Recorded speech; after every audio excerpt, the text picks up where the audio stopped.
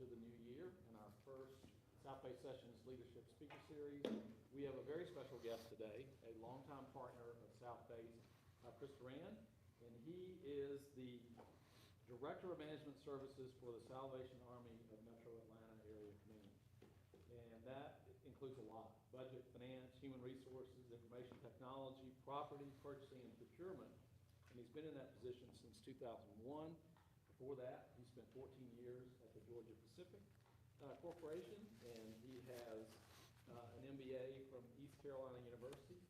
He is married to his wife, Lisa, and they have 3 boys and 1 daughter. So he knows a lot about management and getting things done. But what's so intriguing about our work with the Salvation Army is that they are truly helping a lot of people that really need help. And having visited not long ago to the Red Shield homeless shelter in downtown Atlanta, it really touched my heart at the great work that they are doing and the very large number of people that they're helping. One other thing I'll mention before I turn it over to Chris is that what he shared with me when we first met is that when he first started working with Southface, he was really skeptical. He thought this sounded like a lot of money to do energy efficiency and to do upgrades, and that he very quickly learned that not only it made buildings more comfortable and healthier and more enjoyable places to spend time in, but it saved them a lot of money. And they're able to take that money and put it right into their missions. So at this point, join me in welcoming Chris Durand.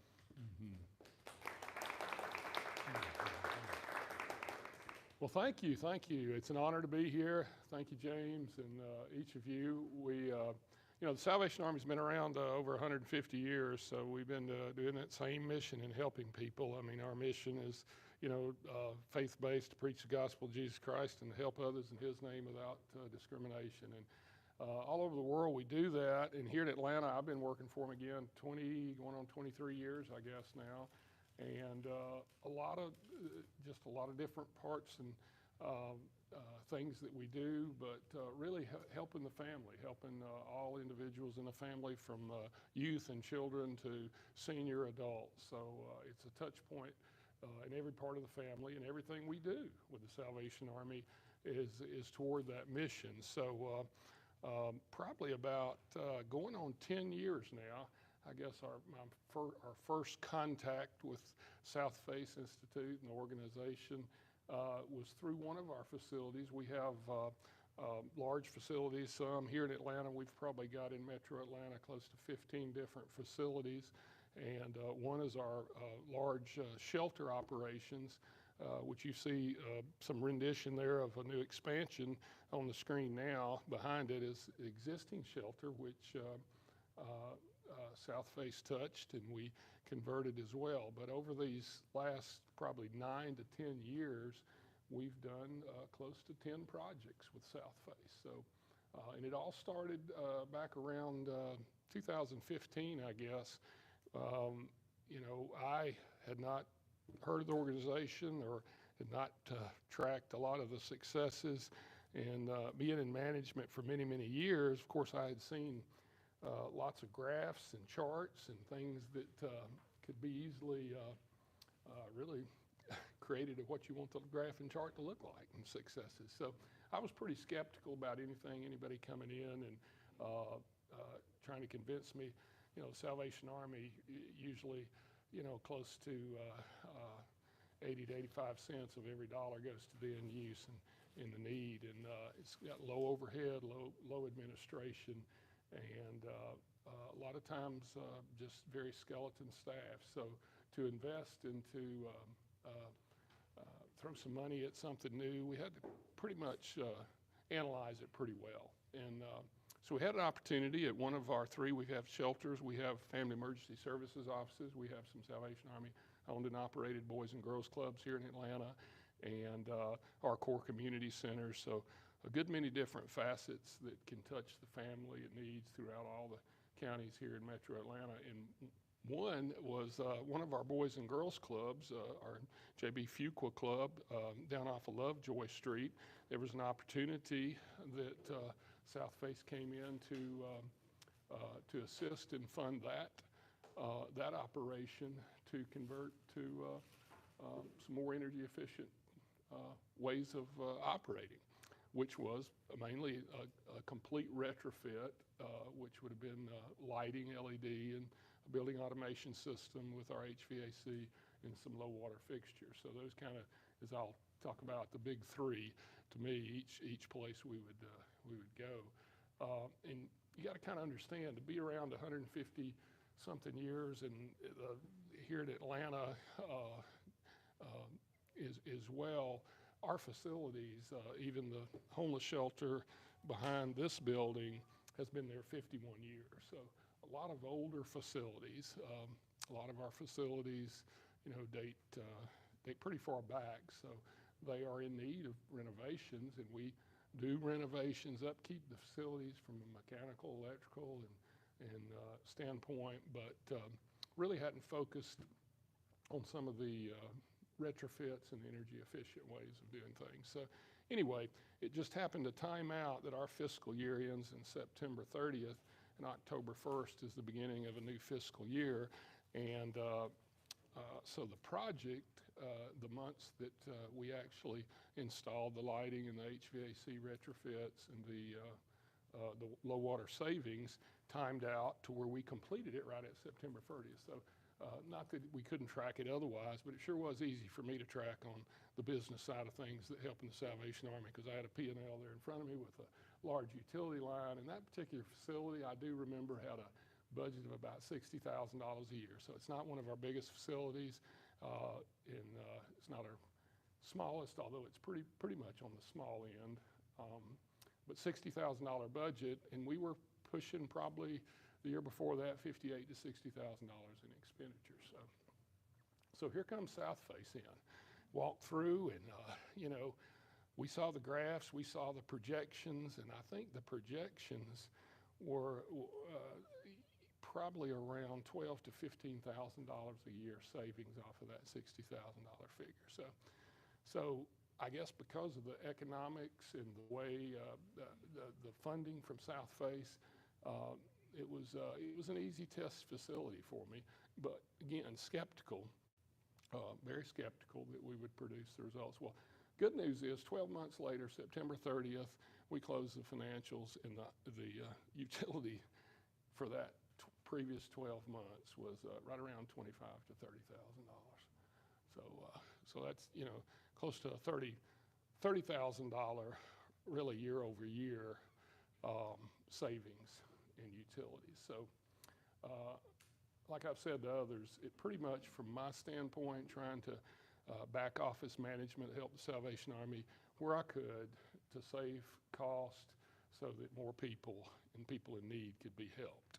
I pretty much cleared off my desk and invited in Southface to help. Let's look at my next facility. Let's look at my next one. So it was pretty much, I cleared off my desk to make room to do some projects. And since then, today, we're on probably, I think, project number 11 now, James. We've done 10 facilities throughout Metro Atlanta. And there's some great, good little storylines here. So I'm gonna just walk through some slides of some of the shots of some of the energy saving devices we've done, but not all of them. Some of them were planned just during the assessment, and most of them are the big three: the LED and lighting retrofit, the low water fixtures, and of course the building automation systems.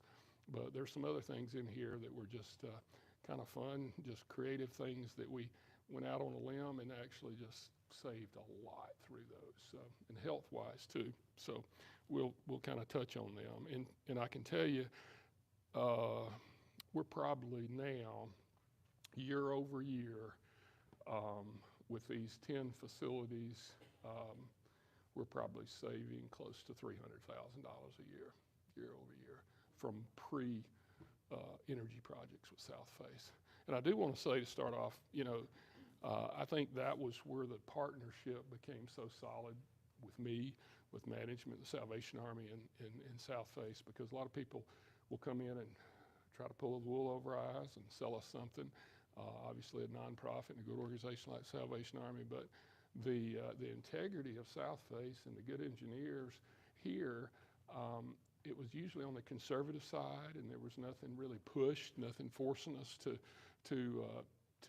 make a move. And as some of the engineers in the past used to say, oh no, it's not about comfort. We want you to be comfortable in there. It's just about not wasting that energy when nobody's in the room. It's that unoccupied space that we focused on, and things when weekends and other times that we could schedule and turn things off. So, one of the big one is the lighting. And there's just one of our gymnasiums. We've got them in our core community centers, our Boys and Girls Clubs. We've got large gymnasiums. And, everybody knows in the old days you had the metal halide or the old lights, sodium lights that would come on. And everybody'd have to stand there and wait 10 minutes till they could see how to play basketball again, or when they go off or something. And so now we've converted LED and great lights, and these savings that I'm calculating while I'm thinking about it real quickly is I didn't calculate yet in there all of the material and labor and maintenance costs. We don't have very many maintenance staff, but the ones I do have, we used to have closets of the T8s or T12 light bulbs in there, those old fluorescent bulbs, and we're going on 9 years, and we rarely change a light bulb. Rarely. It's hard to find when we change a light bulb with LED. And, the biggest thing I was kind of skeptical in the technical side of it was the sensors. We used to have the daylight saving sensors outside, and it seems like, going back 20 years, those sensors, nothing seemed to work. And now all of our integrated lighting and all of our sensors, it's like you can't really mess it up, And one thing, when you're a conservative nonprofit organization, you gotta understand, we focus so much on the mission and people in need. I don't need people, having to hire people to manage our energy saving pieces. So, it's pretty easy. You walk out of this room, 20 minutes, the lights go out. It's not too hard to manage that. Or whatever, the water turns off. It's from the building automation systems. I'm looking for maintenance free, pretty much, maintenance hands off energy saving devices, because otherwise then we can focus on our mission, because we're not in the mission of HVAC, and we're not in the mission of lighting necessarily. We're in the mission of helping people. So those dollars can be used, and really don't have to go back to them. So the lighting has just been a no-brainer all the way through. We've got different lighting arrangements. The lighting in the classrooms and hallway space is another area, James, I guess I was skeptical a little bit, because converting to LED lighting, how am I gonna save money and have less lighting? Didn't understand it at the time, without losing some light. And we actually, just the opposite happened. We had more light, brighter light, better conditions. And we deal with clientele sometimes that we deal with, people that's coming from all kinds of backgrounds all over the world, coming to us for shelter operations or needing help or homeless. You don't need a dark atmosphere anyway. You need some light. And so just from our caseworkers to our classrooms, it was brighter light. Matter of fact, most of it in the settings and some of the integrated lighting, we really had to turn it down. You can't run it near 100%. You're gonna have too much light. Yeah, we really had to kind of tone it down. So lighting was just a phenomenal no-brainer. This is not the best picture I tried to get. There's some energy efficient. These are the high energy efficient units. It's in the background there of, I think that's a Carrier, one of the highest energy efficient units. And we had Southface help us in engineering those and participating in, because, if you got the building 51 years, obviously just from a maintenance standpoint, the common 25-ton or 20-ton or 15-unit on the roof is probably aged out anyway. So when you have to replace some of those, if you go to the higher energy efficient units, a little help, then amazingly contributes toward the utilities and really operational. We've had some great partnerships with some of our vendors that directly ties in to the building automation system, so almost like a plug and play. And then there's just a screenshot. This was our Bellwood Club, and you can't really see it there on the screen, but just shows the set temperatures. They're not like the old, some kind of DOS program. They're very user-friendly. We commonly use a carrier iView now. We've just standardized among our systems for a carrier iView, and our unit directors, my maintenance technician can go in there and look at the screen. They can tell what's wrong. There's a lot less service visits because of building automation systems. And we've even got all of these tied in to a server there at our Norcross headquarters, so you can even see the facilities, International Corps, our Croc Center, our Temple Corps, Bellwood, Boys and Girls Club, our Fuqua. So it's just a matter of the technician can click on which unit, see what's going on, cold morning, warm morning, check into it. A lot of times diagnose remotely without, unless it's really something mechanical. We really don't have problems with the sensors and those other items on our building automation systems. And I didn't have a lot of photos. I'm sure I do somewhere, but this is just, we've experienced, we try spring-loaded valves on water-saving devices, obviously the urinals and toilets, low-water fixtures, but we can kind of, we put them to the test with some of in our institutional facilities. You can put them in a homeless shelter, and if somebody's not getting the water, they'll get the water somehow. So you gotta kind of think through a lot of times the design on them, and they've been really. I like the metering devices, because that way, if their hands isn't washed, they can leave them there as long as they want to and keep washing. And then rather than the spring-loaded valves when the water cuts off, and we've got them different places. We've got different types, but again, just give you an example on the water savings. Not all of our facilities, most of our core community center, Boys and Girls Clubs, obviously the kids go home in the evening after school. Our core community centers close down. Homeless shelter, they're there. It's 24/7, all week long. And so showers. And so in Red Shield services, in that facility alone, I do know that first year we saved, I think, between $12,000 and $15,000 on our water bill alone, just on that water savings. And then the water savings at some of our other facilities is more of a things we just didn't know, like our swimming pools, evaporation, leaks show up. Again, our good Southface engineers would, that shouldn't use that much a day. And we start searching, we start looking, and we've even partnered with some water signal devices on there, and then we've ended up saving more than you would think with just the water savings. And here's just a snapshot to remind me of, through the 9 years, there's been some other additions. Through our carrier folks, and Mingalor's are good partners on the vendor side, we've actually, we discovered the GPS, global plasma systems. And the reason, I guess, Southface and us, we looked at it, obviously you don't have to pull as much fan motor pulling air back into the building on the rooftop, and you've got cleaner air inside, you don't have as much makeup air. So energy savings, reduce the horsepower. Variable speed drive, just reduce the horsepower, lessen our need for air makeup. Well, the side effect, it's not really a side effect, that just overwhelmingly just floored us, was really the health benefit. And especially in institutional type facilities, some of like our homeless shelter, we've got a lot of clients coming in there. We're always trying to clean. We've got our kids and our Boys and Girls Clubs. You can imagine, to clean up an environment and have less sickness is a great benefit.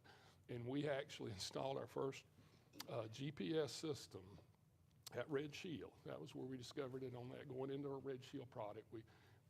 We installed our first one there. Actually installed, I think, two of our bigger HVAC units.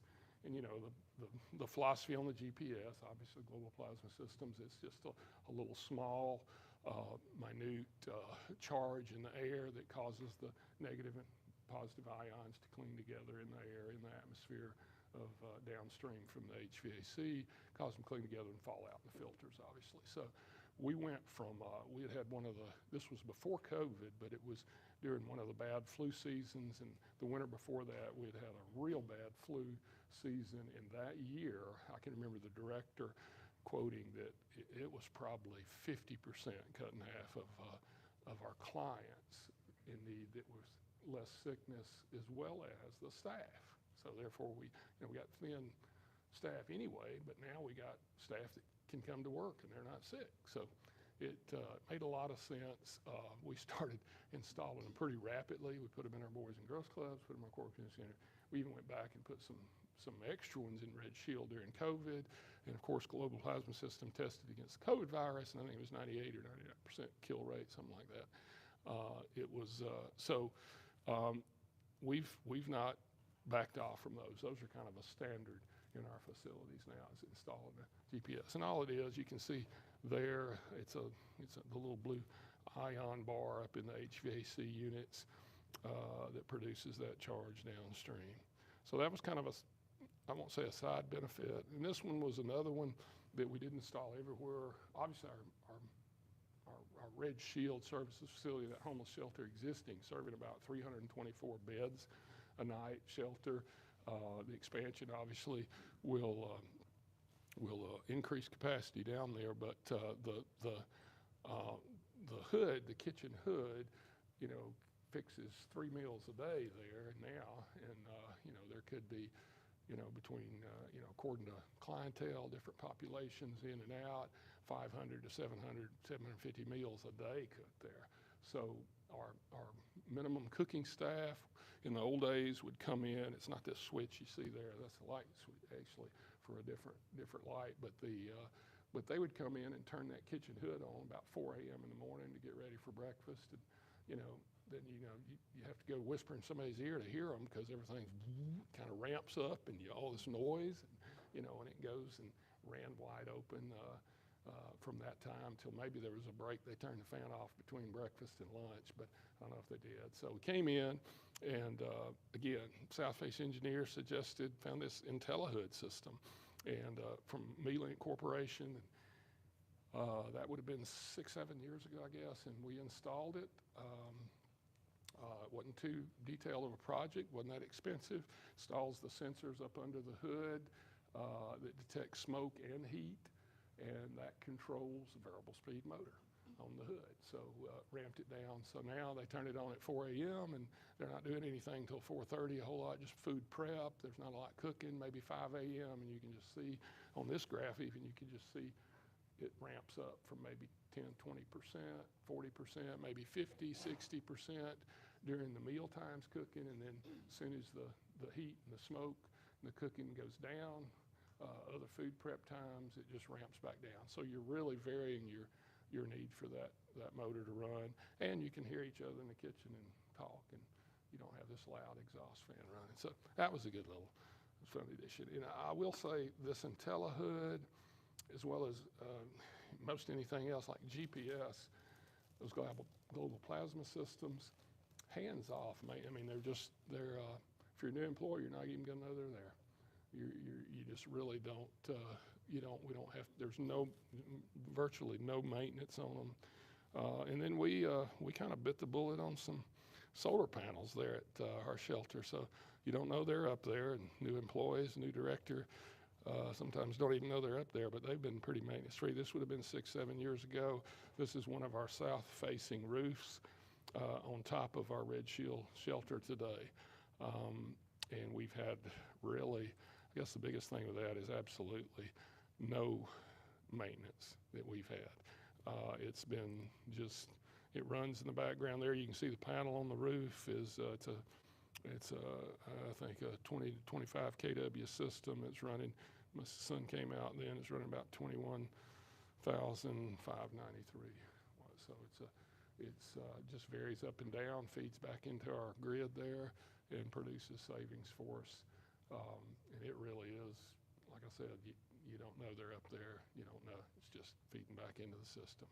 Just check on it and make sure everything's plugged in and working.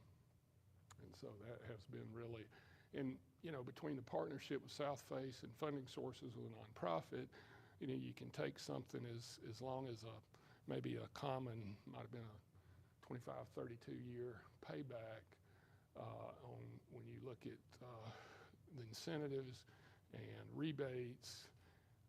It can move our cash, Salvation Army, out of pocket to a less than 10-year payback. So it's worked.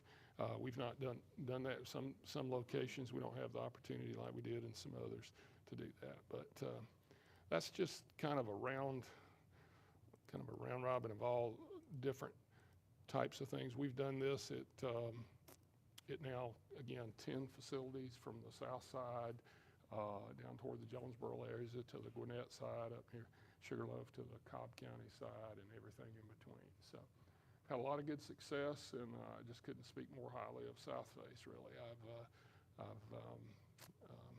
dealt with a lot of vendors, a lot of organizations that come in my door. That's kind of part of my role, is kind of to help back office for the Salvation Army and business affairs and things that we do so that we're not wasting money. And it's been, I trust the Southface folks. The engineers haven't had one that came out yet that's not a good assessment. Very comfortable to work with. In other words, if it's kind of something that we're not quite ready to move on, never felt pressured to move on that particular product or that particular energy-saving device, and just been a great partner with us. Gives a lot of good advice and assessments. We've called them, I have, about everything from swimming pool heaters, hot water heaters, other things, and always been kind of researches it of stuff that I can focus on something else. So, any questions just at this point, I guess? James, I mean, I've covered a lot. There's probably some key things that I've missed here, and maybe you can pull it out of me with your questions.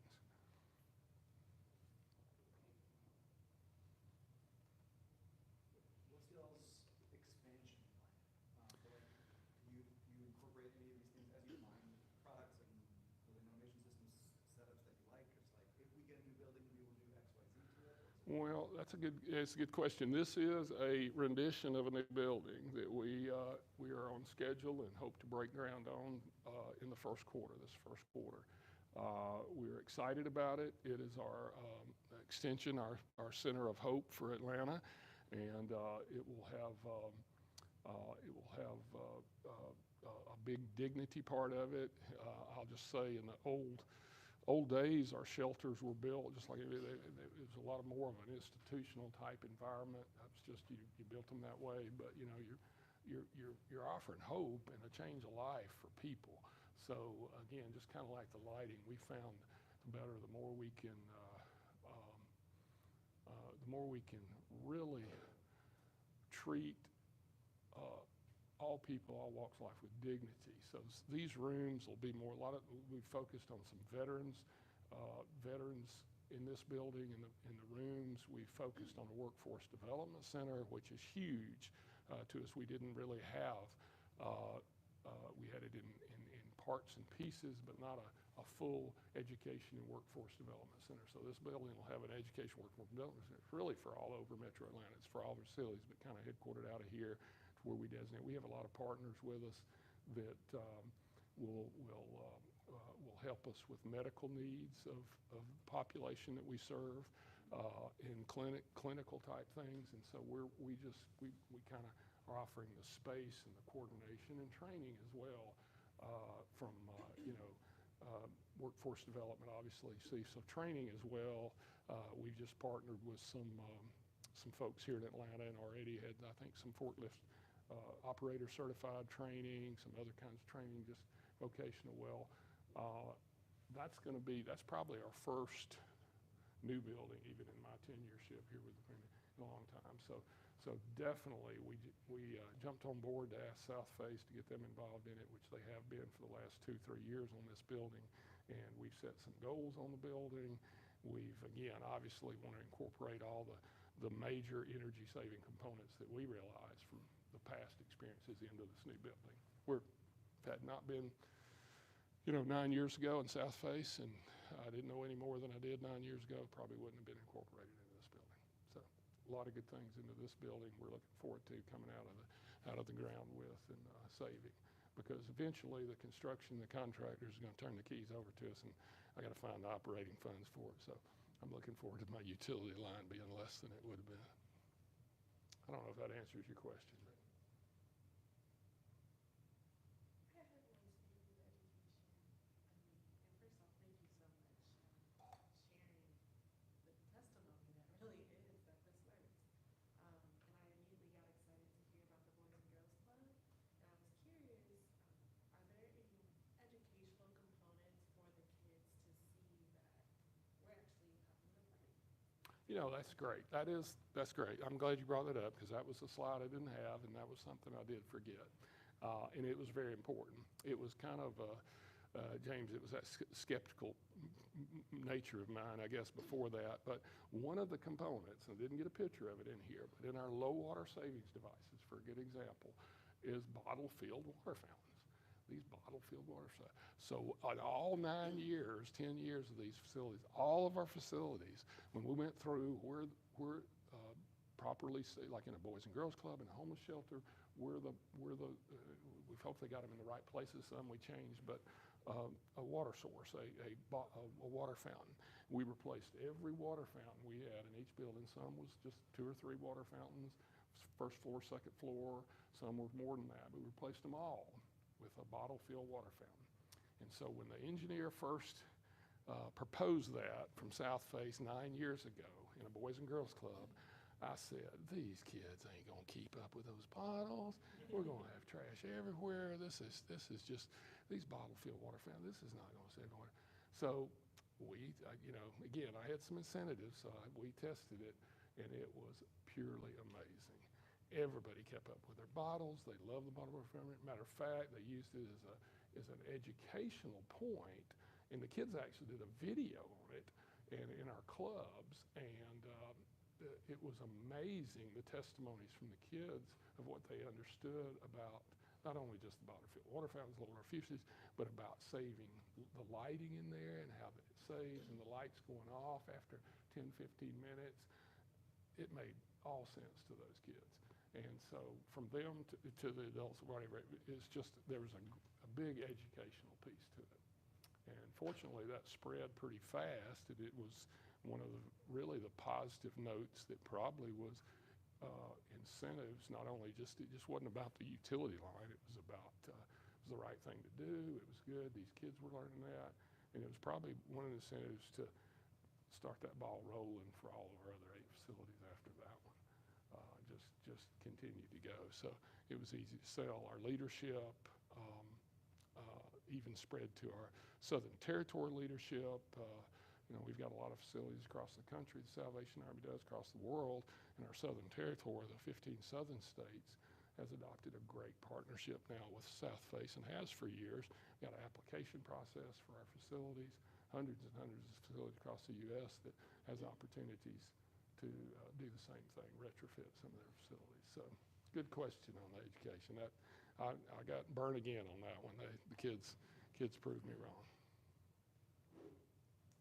Got a question from YouTube Live from another Southfacer, Mike Barsick. He asks, Chris, how can you help convince other organizations to have your long-term mindset? I think about Peach Crest and the durability benefits achieved there.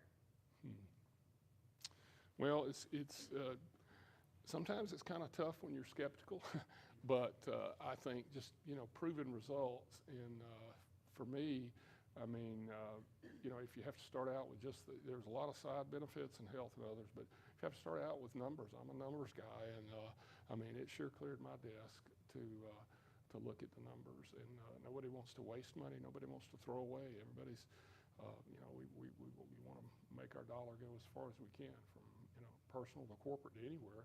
And I mean, it's changed our mindset probably throughout the Salvation Army. A lot of us as individuals, even in our own homes, and how to, I'm wasting energy here or there. And I can't walk through a facility. I think the engineers at Southface just got me trained. I'm walking through for a total different reason, and I'm going, wow, this feels too hot right here. Where I'm looking and I'm like, why is that light on? It's daylight outside. So it's amazing what you start to catch and you start to do. But I think just from a sheer cost savings, it's kind of like a no-brainer to me. Randy, your projects, outside of equipment, did you have any insulation or air sealing projects that you were sort of skeptical about as well that turned out have been beneficial? Well, that's a good point. We did do some envelope and some insulations at some of these facilities, different ones. I probably wasn't as skeptical of that because it's kind of funny, I mentioned that a bit. We had one facility that I remember I could stand talking to somebody outside the door, just leaning against the little brick wall on the total outside, and I would notice other people standing in that one spot for a while. Well, it was because in the hot of the summer, you could get cooler standing in that spot because the building was leaking so bad. So you had nice cooling effect. So, you know, those were not too skeptical to let's solve that and solve that fast. And so we did just the way original. Again, you got to understand it. If, you know, we've had the building for 51 years in it or 34 years or something like that, it necessarily wasn't built. And even if it was, renovations and changes over the years left lots of opportunities for sealing up the building and doing roof structures. And so that one, we did a complete new roof structure and extended the walls, the insulation. We like the envelope of the building and not obviously battening above the ceiling tile insulation like all of them were probably built in those days. And our international core up in Doraville, we did a roof project out of a result of our Southface assessment and did insulation there that we just spec'd.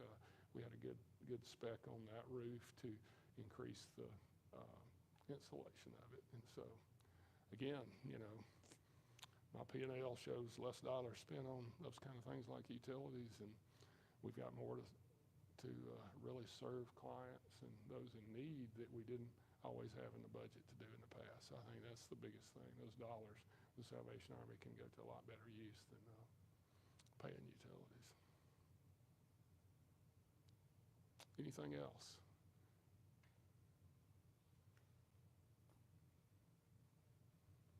James, thank you.